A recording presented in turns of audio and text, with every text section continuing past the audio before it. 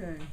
Well, we are sitting here today with the distinguished arts impresario, Patrick Woodtor, founder of the African Festival of the Arts here in Chicago, which has been going on for a number of years. 23 years. 23 years. I almost said 25, but it's close. This is actually more than 23 if you count the years we did it without calling it the African Festival of the Arts. We did it like 5 years before we started calling it the African Festival. Oh, really? Yeah, Yeah, I think I remember some of those early days. So it's more like 28, 29. Oh, wow. Okay. And we're here in Chicago at his lovely office and gallery, and which is known as the African International House. Right, the Africa International House. Right. And we're going to talk about the history of the festival, how it got started, what its mission is and was, and the kind of vision that has guided it through the years. First of all, why don't you give me a little background about your about yourself. You are from Well, again, my name is Patrick Woodtor. I was born and raised in Liberia, and I came to the United States in 1976 for graduate studies at Northwestern, and met my wife, Dee Palmer Woodtor, who became a doctor later on. We moved back to Liberia, stayed there for a number of years, and then came back in 1982. And when we came back in 82, the job market was pretty bad, and we have brought back many of our personal things, things that I collected through Africa when I was traveling. At that time, I was working with the transportation industry in Liberia, so I had a chance to travel East West Africa. And because Dee was into African art, she was really the one who introduced me to African art, because when I met her, she had pieces that she had collected in Africa in the 60s as what was that, Trans-Africa? oh, right, the organization. Right, they used to take students, high school students. Randall Robinson and so forth. Right. So those pieces were really interesting, and she had books. And so when I was traveling, I used to buy stuff. We had a big collection when we came back in 1982, and found that the job, we couldn't find a job. She was still trying to do her dissertation, and was looking for a job, couldn't find a job. So we started selling some of the things in the street. That led to opening a shop, which became Window to Africa. Window to Africa, through promotions, became the African Festival of the Arts. When exactly did Window to Africa open? We actually had a small opening. At that time, we didn't call it Window to Africa, but we had a space in Zaire, a department chain store called Zaire, and there was one on 76 and Stony Island. Island, and then there was another one on 115 in Halstead. So we have presence in those two spaces. Then later on, probably 84, had a little basement operation in Hyde Park, and then 86 moving to Harper Court, where the store really gained its prominence, and started doing promotions. Like we did a major fashion show in, I think, 86 or 87. And actually it was filmed by the Illinois Department of Tourism, became part of their international promotions piece. Oh. Yes. Do you still have that document somewhere? I never got a copy, but the department told me that that's why they were filming it, and they were going to send me a copy. I never got a copy. I wish I could get a copy, but they say it's going to be sent all over the world where Illinois have tourism offices. So I'm not sure if it happened or not, but that's what I was told. And So that was about 1986. 86, 87. And from that point on, the fashion show was a big thing for Chicago because there was one time that we showcased traditional African wear in a large quantity and people were wearing it and we're talking about it. Then, interestingly, you might know David Philpott. I remember that name. Yeah, he's a self-taught artist here in Chicago. He makes these really elaborate staves, walking canes. Oh yes, I remember. Yeah, and he brought these staves, and we used to, fashion show. He was trying to sell them for like $75, and nobody wanted these things. Now they're like $20,000, $40,000. Wow. So. Is he still around, Philpott? Yeah. I just saw his name in a city document where they bought some pieces from him. As part of the city art program. Yeah. But we showcased traditional pieces as well as some of the contemporary pieces from Africa and African American designers. And some of the designers, there was a young man, I can't think of his name now, but he designed some pieces for the Johnson thing, the Ebony Fashion Showcase. Oh, did he? Yeah. Oh, okay. And he was from Columbus, Ohio. I can't think of his name now, but so yeah. he was into haute couture. Then right. We featured his piece in the fashion show. The fashion show led to a summer kind of like a small craft show where I invited craft artists here in Chicago. They came and showed their pieces, and then that grew into what we now call the African Festival of the Arts. Now, let me just backtrack for a moment.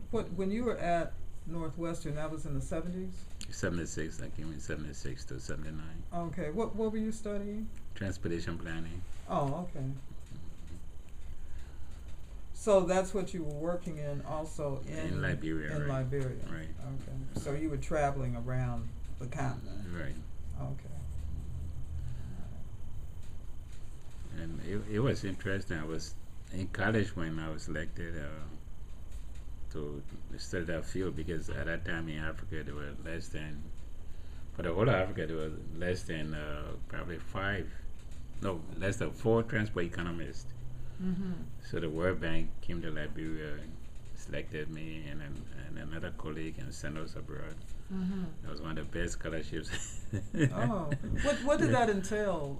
Exactly? Transportation planning. Yeah. It's a little bit of engineering, but more of economic and regional planning. Urban planning is involved.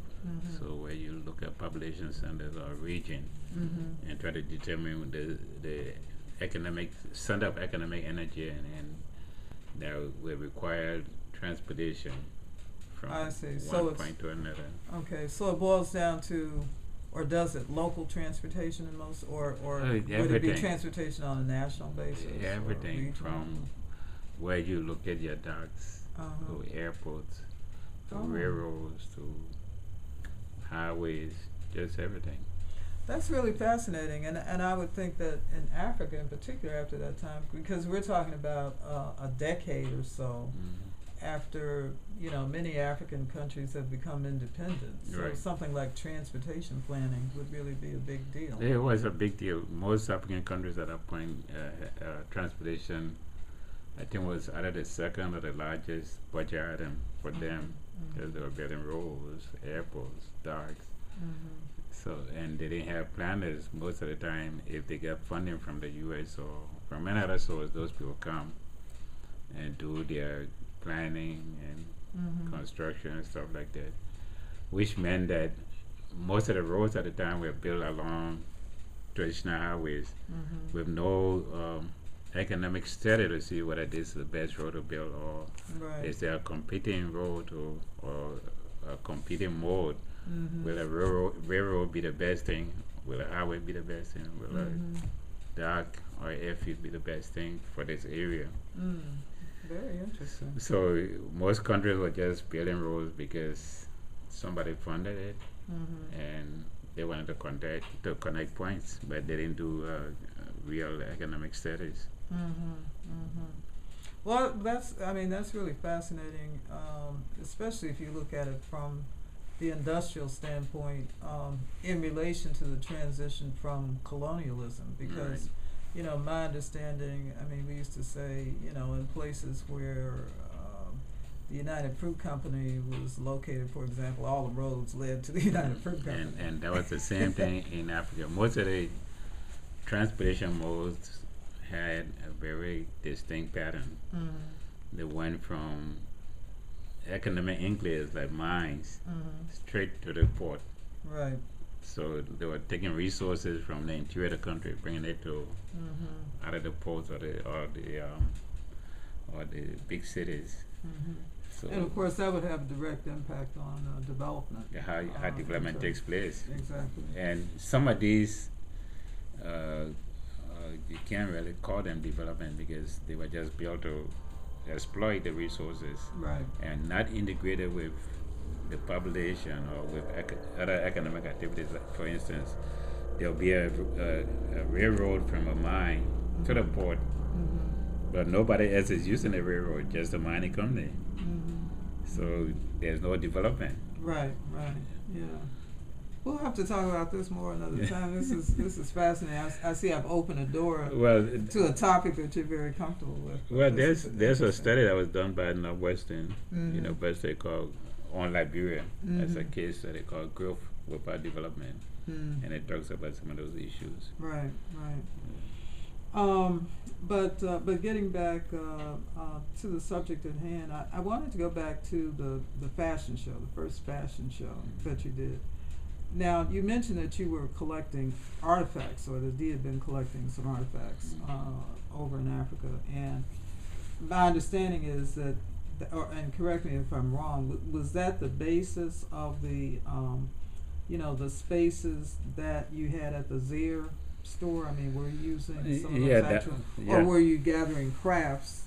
Well, that was the basis for us just trying to live. Because when we came back, we didn't have the resource to really survive. So we started selling some of our stuff to individuals, as well as we found out that there was some markets, like on a weekend, there'll be a little market somewhere, and so we'll go over there and showcase our stuff and sell them. And then I got a Jewish partner who lived in Wilmette, and that's what she did for a living, selling at these weekend markets. So she exposed me to that, and she and I started working together, and that led to us opening the place in Zaire and 76 and Stony, and then later on the store. Was she a partner in that aspect of it also? No. Oh, okay. So that was something that you indeed were doing. Right. Now, what led you to the fashion show? Why, whose idea was it to do a fashion show, and how did you, gather the pieces as well as the designers? Well, of course, at that time, anything African was very exciting and new for people here, even though you have gone to the 60s with the dashikis. Right. But the people after that never had the opportunity to really experience some of the things that people had in the 60s. And things in the 60s were kind of limited. As I found out later on, it didn't really educate the people about themselves or their connection to Africa. Right. And once we opened the store, people started wanting to wear African things. Right. So there was a demand for the African clothing. That led me to go back to Africa. I set up a little shop in Liberia, producing stuff for the store. Oh, okay. Stuff that I was designing to fit the American taste. For instance, this thing is one of my pieces I did way back then. And that looks nice. Yeah, it's basically an African design, but I just made it a little bit different to at least appeal to the taste of the people here. It looks like linen. I don't know. Yeah, well, most time we use Western materials. Of course, we use some of the prints from Africa, but those prints, again, most of them were not made in Africa at the time. Some came from India, some from I think the Netherlands, and so on and so forth. So Who was yeah. sewing your garments? Did you? In Liberia, I had a little sewing shop. Oh, okay. So all of that was done in Liberia. Well, I did so some here. I used Mhm. some of the local people. There's a big sweatshop industry in Chicago that a lot of people don't know about. Really? Yeah, so you can make almost anything in Chicago, from hats to just anything. Really? The difficulty is when you use African materials that are handmade, Mm-hmm. they don't like the materials because they are very difficult to work with. Mm-hmm. They come apart, so it's when you have to put a backing on them. Sometimes you can't do a mass production with them because the tables are now like 20 feet long that they put layers and layers of fabric and cut all at one time. You can't do that with the handmade fabric. Oh. So you have to go to individuals who work in those places to Who contract know how them. to Yeah, who handle know how to that kind of sew and material. then yeah. Mm-hmm. But in terms of producing almost anything you can do here in Chicago. I would imagine most major cities. Is that right? Mm-hmm. Mm-hmm. Interesting. We'll have to talk more about that. I made some caps. I would make like 300-400 caps at a time, and it was right on the near west side there. There was a gentleman there with a place on the second or third floor, and any amount of caps I wanted to make, he would make them. Mm-hmm. Then there was another place on, I think that's Jefferson, Mm. Jefferson, and like a block south of Lake Park.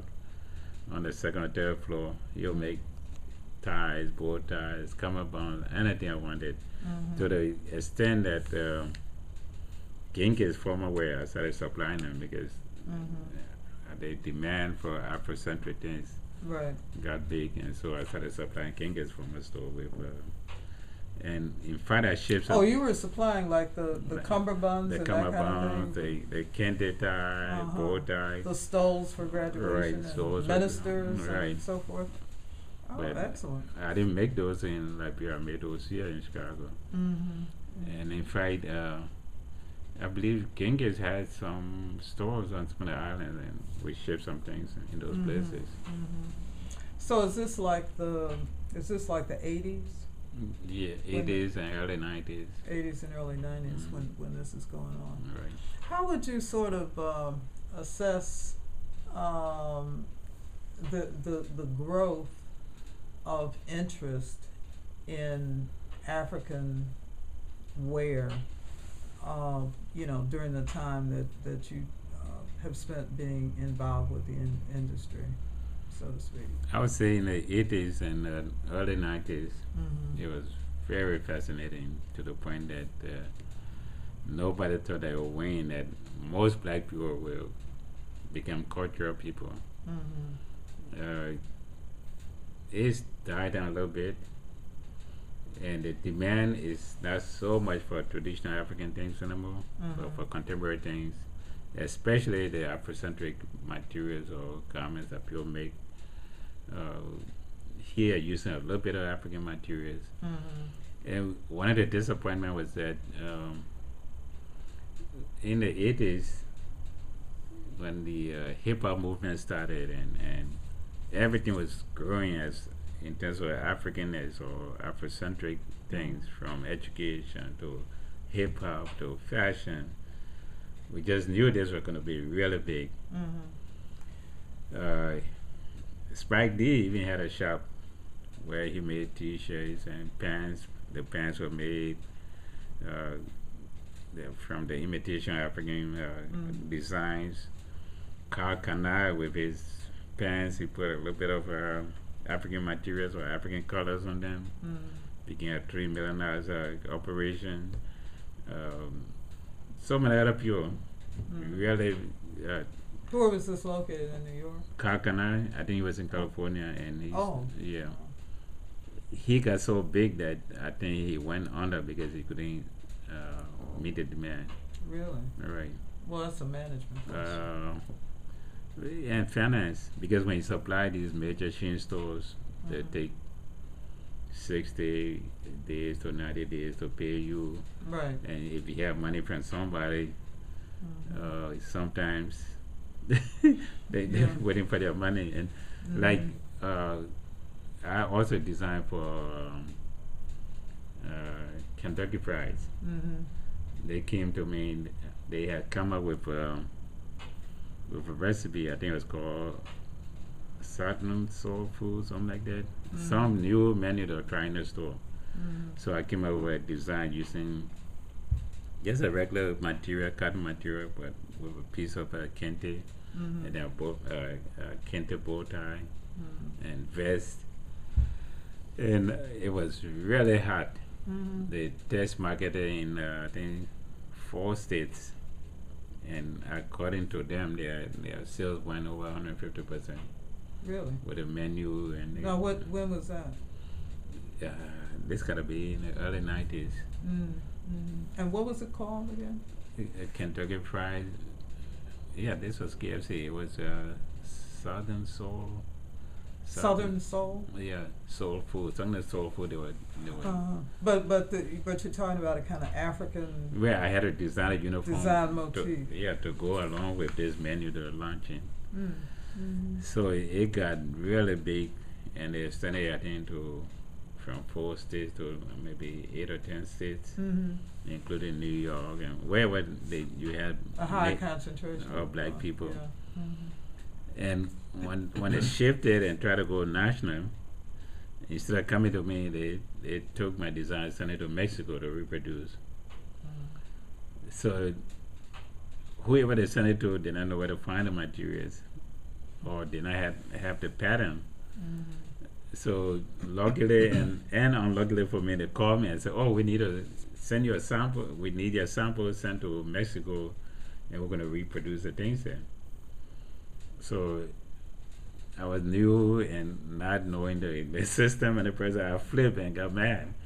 So they said, "Okay, we'll give you 25% of the market, and you have to supply in 2 weeks."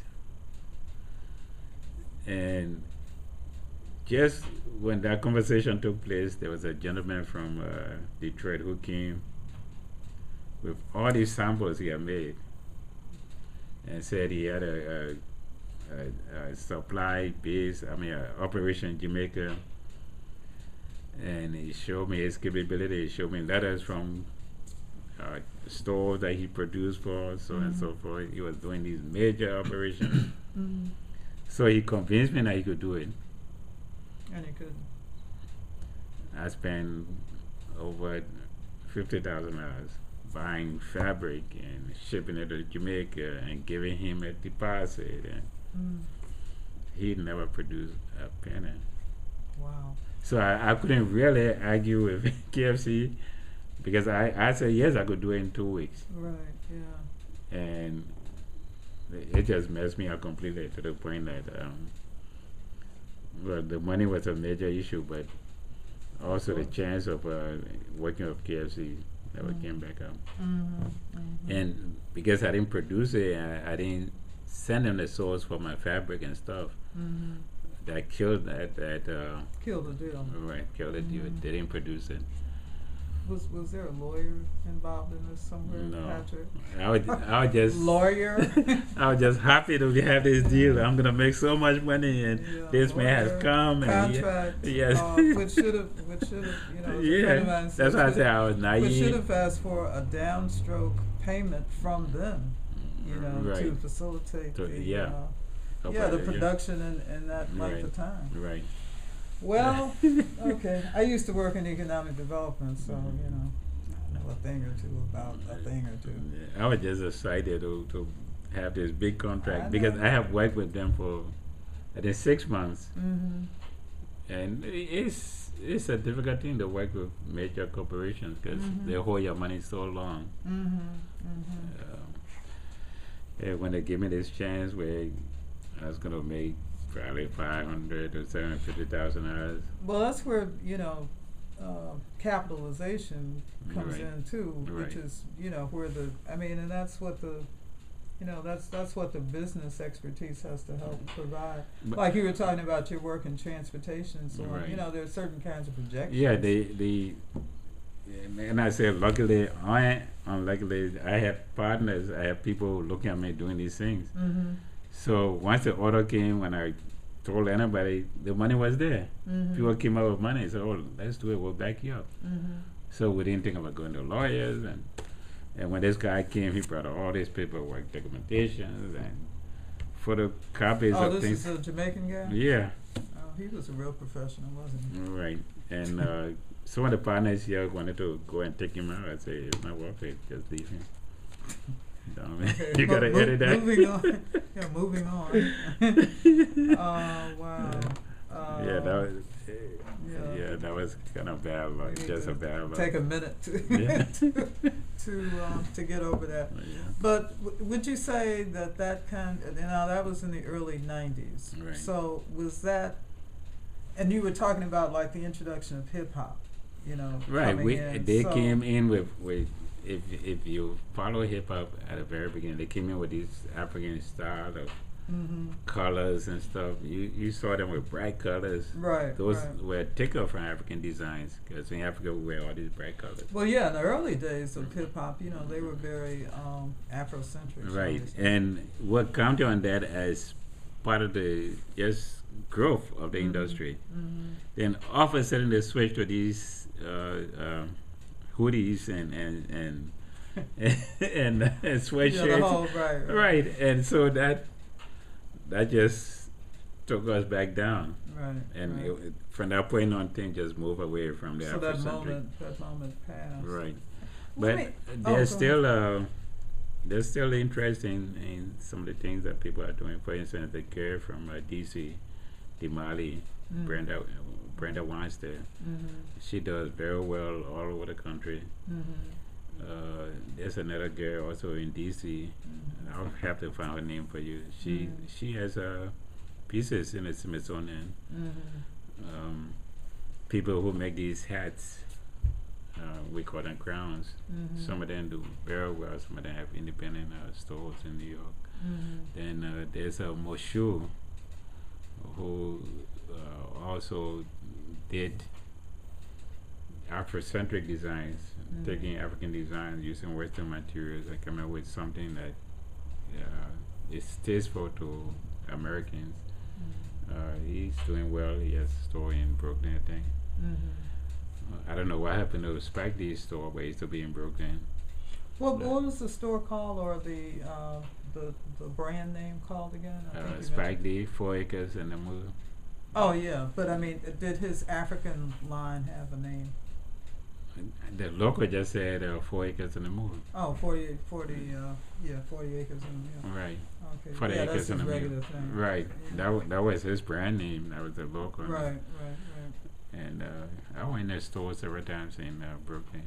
Mhm. It was a But nice yeah. store. And then there was a gentleman in he was in Brooklyn. Later moved to Manhattan. His real name was Bill, but he carried an African name. Mhm. And he came out with his hairstyle where they put these marks in your hair, cut your hair real low, but then put the designs in it. Oh, right. Oh. Right. That was hard back Hair then. of sculpture. Right, hair sculpture. That was Mhm. very hard. I have to think of his name because he was one of the leaders then Mhm. in the Afrocentric movement. Mhm. Mhm. Mm. Do these people ever like get together formally, or they just kind of bump into each? I mean, is there any kind of organization, you know? There was that something brings called the these people together? NCA, National Conference of Artists, Uh-huh. and you got to meet some of these people there. Like I know I participated in 2 or 3 fashion shows. Mhm.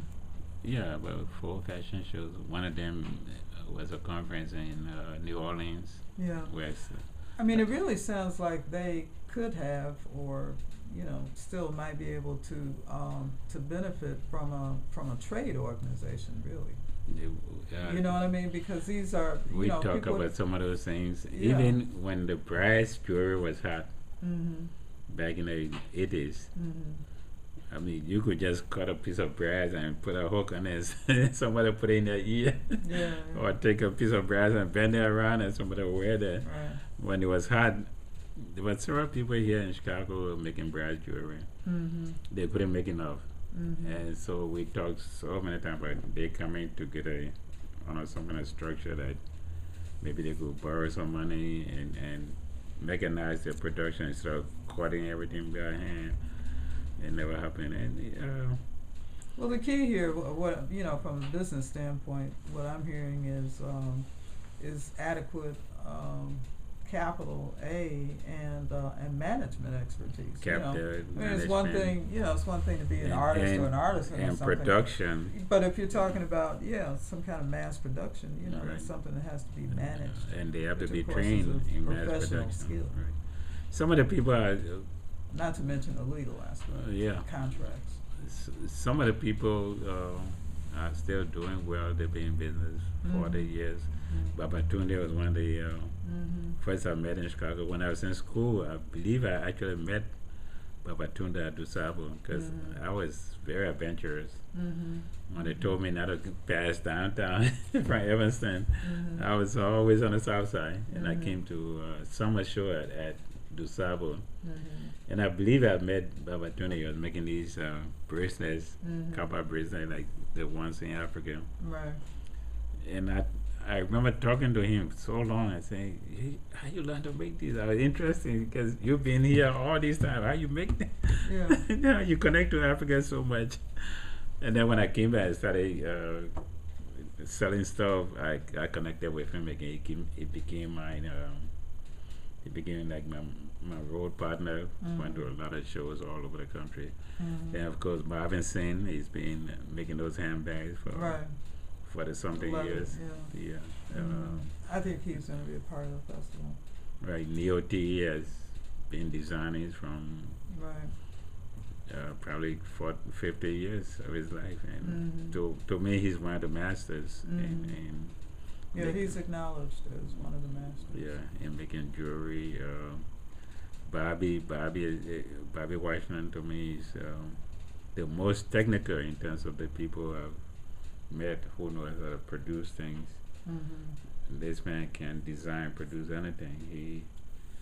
And his quality so much better than most of the other people, even though the other people might have better designs. But This is Bobby Washington. Bobby Washington, he knows about materials, he knows about the process. What kind of things does he design? He was trained at the Art Institute as an artist, fine artist. But Bobby can do anything. For example? For example, you can take a clay pot and break it, Bobby, or put it together. Okay. I mean, what does he generally right now he's sell? known for jewelry. Okay. He made a chalice for the what's his name? The Catholic, not a bishop, but what is he? Is it a bishop, the guy downtown? Who's the highest Catholic here? You're talking. The cardinal. Well, he made a chalice for the cardinal. Oh. He's made incredible things that you cannot believe that this man with really no shop can make these things. Oh, he has no shop. He has no shop. Where does he make these things? Where he will come here and just sit down there and start making things. Just start making things. Right. Okay, well, that cuts down on overhead. He's incredibly talented. He's to me, he's the most technical when it comes to people are saying producing handmade stuff. Even Neo-T, he can teach Neo-T something. Our coursework, he can. In fact, he used to teach our coursework how to do some things. Yeah. So how much does you said he does mainly jewelry? Right. I mean, in terms of what he's known for, as far as but he can paint, the wearable arts, he can sculpt, he can carve, he can. You want to redesign this space, he can do it. Oh yeah. Well, he's just gifted. You're a real believer in his talent. Oh yeah, he's very talented. Yeah. So how involved were you in designing? I would say about 50% or better of the clothing a stores in the shop I designed. Is that right? I didn't realize that. Yeah. Mm-hmm. My designs are. I'm surprised when I see some of them. Mm-hmm. Yeah. How or why? They were. That they're still around, you mean? Yeah, when I see people wear it, I even forget. And they would say, "You designed this," and I did very well with my designs. Were you designing for men and women? Yeah, or? men and women. Mm-hmm. Yeah. Mm-hmm. Now, is that what Dio was he assisting with that? He was doing some of that also, wasn't he? No, Daya was simply like a salesperson in the shop. Oh. He's the best salesman I know in the world. I can sell anything. And he was incredibly good in dealing with people. He just knows how to handle people. Mm-hmm. Yeah, but I used to just sit down and come up with ideas. When you know something, ideas come to you. Right. So I'll be sleeping and some ideas will jump in my head. And I think I made the first Afrocentric swing coat, and it was reversible. Oh. Right. Mm-hmm. And is there any video of any of these designs, or how have they been? I mean, how could we document it, which is what we'd like to do? I might still have a few samples. Mm-hmm. Yeah. Okay. And any photographs? Yeah, I think so. Okay. There might be a video. I have to call NBC5. Oh, okay. There's a woman there, Hetty Sussman. Mm-hmm. She recorded, I think, 1 or 2 other fashion shows I did. Oh, excellent. Yeah. Mm-hmm. And I think those videos are around. Mm-hmm. I'm just curious, who were some of the MCs you had at the fashion shows? Basically, I was an MC. Oh, because really? I knew I was wondering, yeah, because it would have to be someone. Right, but there was in one of the videos I remember. I'm trying to imagine you doing that.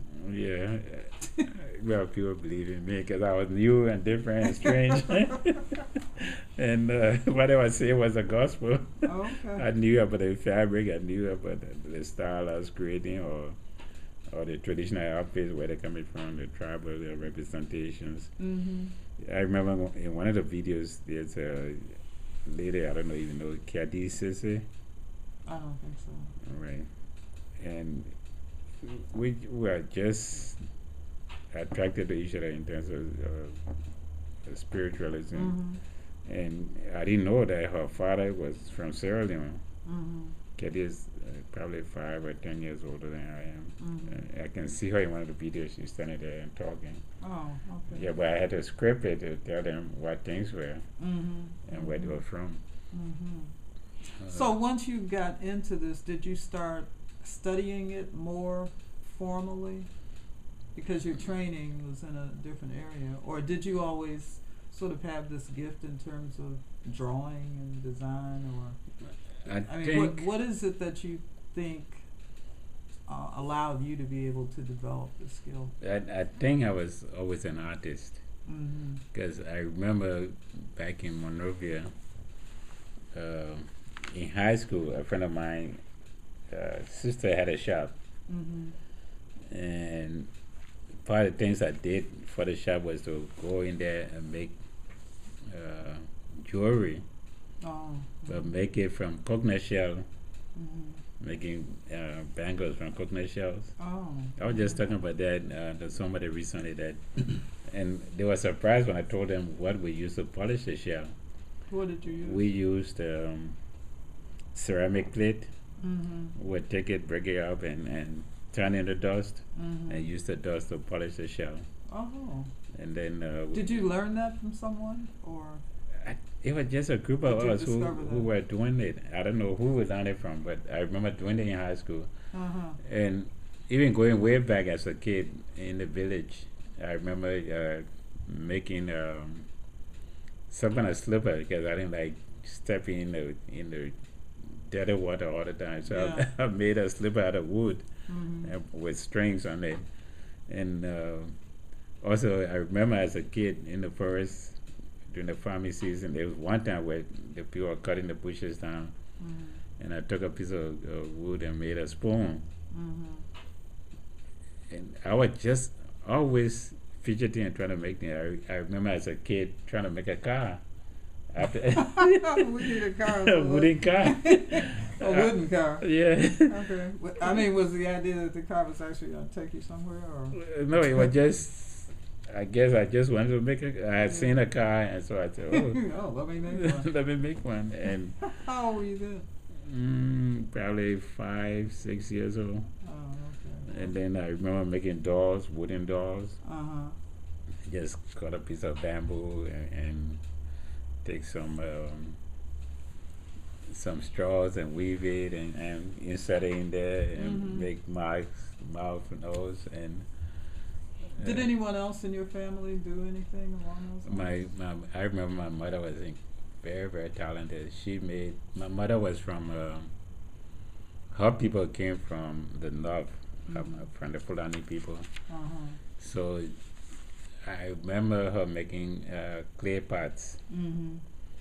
And remember her making this kind of mat, straw mat that you see come from Gambia and other places that my people don't know about. Very fine, very colorful. Now, when you say your people, your mother was Fulani. Right. When you say your people, are you speaking about? We are Pele people. Even though my mother is Pele, but the people came down probably in the 1800s and invaded our area and took over. They were the ruling class, and but they have been there so long and isolated that they became Pele people. So How you spell that? Kpelleh. Okay. The K is silent for most. For us, it's not silent. We say Pele, but for Westerners who don't know how to pronounce KP, they say Pele. Okay. But it's Pele. So they became Pele people, and if you go to our region in Liberia, Sanoi Kingdom, they were the ruling class for that kingdom, and the notable ones are called the Gideons. And as a kid, my mother always would say we are Maraca people. And there's a seed in the bush with a really brown, shiny shell, and the seed is called Maraca. So all the time I was thinking she was saying we are people From of the this seed, yeah. because her skin color was like yours, light, a little bit light and lighter than the Pele people. And most of the Gideons are light-skinned people. So all the time, I was thinking she was referring to the seed. It was that when I started dealing in African art, that I found the Malka people who come from between Gambia and Senegal and Mali. And so when I started talking to the people, they say, "Oh yeah, the Malaka people," and their mask always has a medal on it, and very interesting. They are part of the trading groups of Africa. So now it took me So she long. carried that tradition with her. Right. What about your father? My father, for the most part, the Pele people are farmers. So my father was a farmer, even though he was a chief, but he had to Oh, serve. by the way, your father was a chief. Right. So he always had, I remember he had 3 wives, even though people say there are many, I don't know the rest. But we always had 3 farms. Each wife had a farm. And by the way, I just discovered one of my sisters. Oh, really? Yeah, last year. From another one of his wives? From another woman. I don't know if they were married or not. In fact, I discovered 2 sisters last year who are much older than me. Oh. I went to Minnesota. There's a niece there. And then she called her father's name. I mean, her mother's name, and said, "Oh, my mother is your sister." So we started talking, and then I found out that there was another sister somewhere in North Carolina who I've never met her since. I left the village when I was 9 years old. that went to school. Oh, So- where did you go to school? How far away? About 20 miles away. Mm. But I was on a mission. I was there from kindergarten to the third grade, and from there I went to another 500 miles away to Bon Mining Company Mhm. to their school. What determined, if that's the appropriate question, what determined you going to school? I mean, did everybody go to school, or No, were you I was just chosen lucky. to go to school? I was lucky, and that's the right word, chosen, Mhm. in the sense that the Lutheran missionaries went around trying to recruit or convert people, Mhm. and they came to my village several times to show silent movies about Jesus Christ and stuff like that. Mhm. And according to my folks,